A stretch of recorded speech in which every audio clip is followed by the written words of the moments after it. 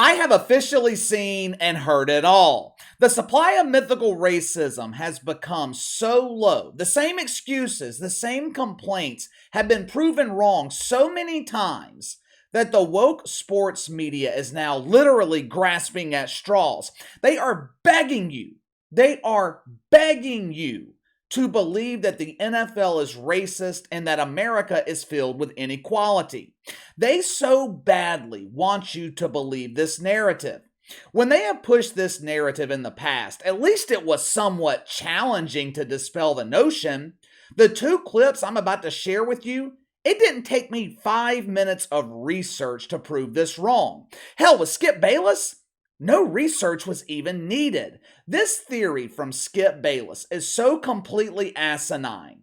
I don't think I even need to sit here and explain to you why he is wrong. Let's start with Skippy Bebe, then we'll get into his former butt buddy, Stephen A.A. This morning on Undisputedly Woke, Shay and Bay, they were once again criticizing the NFL. They were charging the NFL with violating the first woke commandment. Thou shalt not commit mythical racism. Fun little fact here. My inside sources tell me after months of tension between the two, after months of practicing abstinence with each other, Shay and Bay, they have finally decided to make up. Reunited and it feels so good. Reunited, Shay, grab my wood. It's all rainbows and cucumbers on the set of Undisputedly Woke. Perhaps the topic of mythical racism assisted in reuniting the lovers. Nothing gets a shit fuck more hot and bothered than a passionate discussion of mythical racism. Skippy Bebe, he started off the conversation by referencing an article written by Nancy Armour at USA Today. Come sit on my lap, Shay. Let me show you and read to you this quality journalism. Nancy Armour? Nancy Armour? Quality journalism? The same Nancy Armour who spends every March trying to convince me that women's college basketball and the WNBA are actually entertaining. The same Nancy Armour who believes global warming will cause the earth to spontaneously combust by 2030, but also believes WNBA dump divers deserve chartered flights? Sounds like quality journalism to me. This article by Nancy Armour explained why the NFL should be convicted of mythical racism because only one head coaching position was given to a black head coach this offseason. My favorite part of this article was when Nancy Armour said, there are only 3 black head coaches in the NFL and 3 other head coaches who identify as men of color. Clearly, Nancy Armour has been spending time this week in the Death Star with Mike Freeman. Nancy, I know you're lonely. I have hired my brother C-3PO to keep you company. What the hell is she talking about? 3 coaches identify as men of color.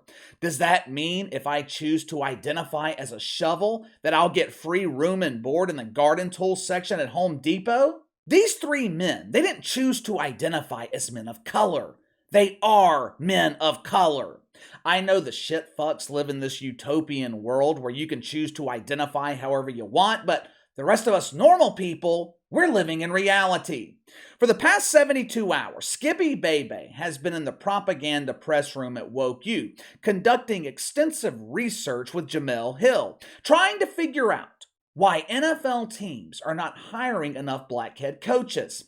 After 3 days of research, Skippy noticed the confirmation O-face on Jemele Hill. Skip, I have cracked the code. I have found the proof that the NFL is actually guilty of mythical racism. Since my O-face is no longer allowed on television, I give you permission to share my evidence with the wanker spankers. This is guaranteed to cause woke boners to climax.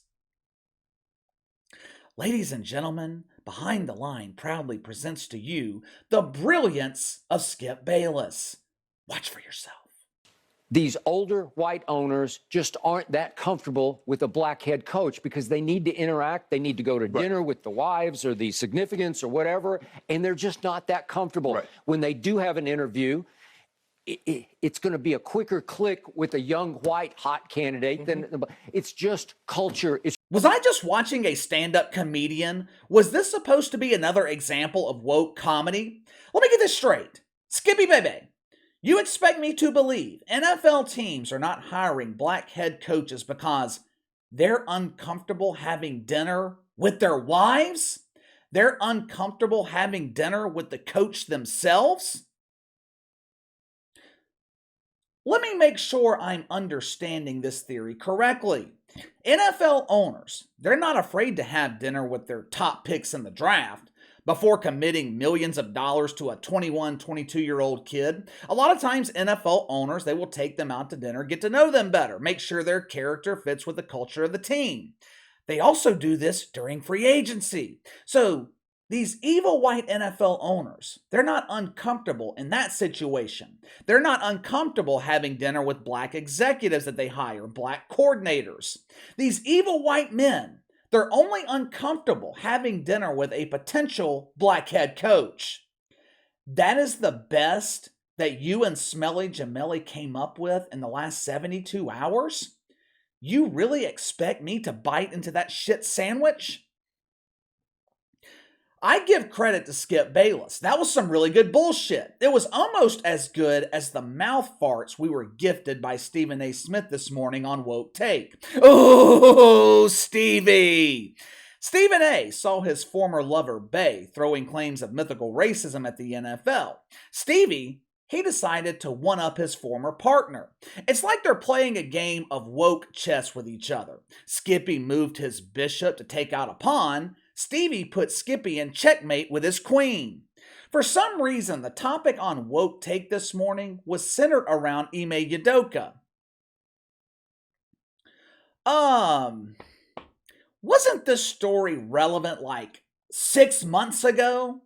In a move that surprised no one, the Boston Celtics removed the interim title from Joe Mazzulla, making him the official head coach of the team. Now, you would think this would be cause for celebration. You would think Stevie would bring out the grill and roast the woke wiener. The Celtics replaced one black head coach with another black head coach. This is what diversity looks like. They didn't call up Steve Nash. They didn't do America a favor by pulling Stan Van Gundy out of the broadcast booth and putting him back on an NBA sideline. This was an equal black-on-black exchange. But Stephen A., he was in no mood to celebrate this morning. You see, the treatment of Ime Udoka reminded him of the inequality prevalent throughout America. Now you're probably wondering, what the hell does Ime Udoka have to do with inequality? He was fired for banging an executive's wife. Yeah. The mentality of a normal person. You can't look at this situation through the eyes of a rational, logical thinker. You gotta put on your woke hat and view this through the eyes of a shitfuck. Watch for yourself. And I happen to know many occasions where that never happened to people who look a lot differently than me or you. I happen to know that. You understand? This is where I make people uncomfortable, and I don't give two damns about it. Y'all full of it. And that's really, it really ticks me off with Stephen, that. It really bothers me about that. The deeper issue is business as usual for those people, not for us. Well, I understand that. Not for us. We don't get that. And which is why we can't absolve Ime Udoka. That's why I started we can't do that. But what we can do is point out the inconsistency.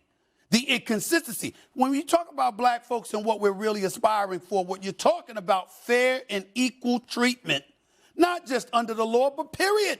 When we talk about police brutality, what are we talking about here? We're talking about the fact that you see unarmed black men getting shot, but white folks shooting at cops and they get arrested. Okay, first of all, I don't doubt Stephen A.'s claim that he has inside information about situations similar to this that were handled differently. Stephen A. Smith has been an NBA insider for decades. I have no proof that he's lying about this, but that does not mean that this is an issue of inequality.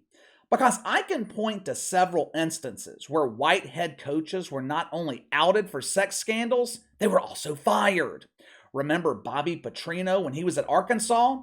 He got into that motorcycle accident with his mistress who was in her 20s. Back in the early 2000s, University of Alabama hired Mike Price. He was fired before he even met the players. Why? To celebrate his new coaching gig, Mike Price went to a strip club, hired 2 strippers to have a threesome with him. I know people claim Bill Clinton was the first black president in America. Last I checked, Bill Clinton, definitely a white dude. He was not only outed for not having sexual relations with that woman, he was impeached. Donald Trump has been publicly accused numerous times of having affairs. 4 years ago, Hugh Freeze was busted making calls to escort services. Lost his job at Ole Miss. Do I need to keep going? What the fuck is Stephen A. Smith talking about with inequality when it comes to sex scandals? If anything is ever made public regardless of race, it's always a sex scandal. Those types of scandals always get the most attention. And did I just hear Jay Williams refer to white people as those people? You want to talk about real inequality? Let's talk about inequality. For starters, I don't have a problem with what Jay Williams said. I don't think there was any malicious intent behind it. But let me ask you this. What if Mike Greenberg referred to black people as those people? What would the reaction be? He would be fired before his ass stood up from the chair. But it's okay when Jay Williams says it because he belongs to a marginalized group. He's speaking from a place of pain. All those years playing for evil white owners in the NBA, making millions of dollars. It was so traumatizing for Jay Williams. And don't even get me started with Stephen A. Smith trying to tie in police brutality with how Ime Udoka was treated by the Boston Celtics. I happen to agree with him. I think matters like this should be kept private. None of my business what Ime Udoka does in his spare time or who he does in his spare time. But you want to compare a cheating scandal to police brutality? This is how low the supply of mythical racism has become. They are literally scraping the bottom of the woke barrel. They're out of ideas. The well of creativity has run dry. They're literally making shit up, hoping someone will believe them, hoping someone will believe in the plight of the victim. I hate to be the bearer of bad news. No one is biting into this shit sandwich. But give me your thoughts. Skippy Bebe claims NFL teams don't hire black head coaches because they're uncomfortable having dinner with them and their wives.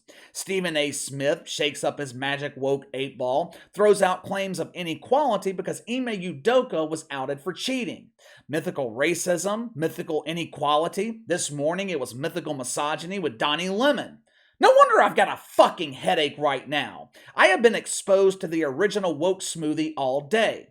Sound off in the comments below. Make sure to like and subscribe. Click the notification bell to receive all notifications from the channel. Best way to contact me is by email at btlkc84@gmail.com, KC_BTL84 on Twitter.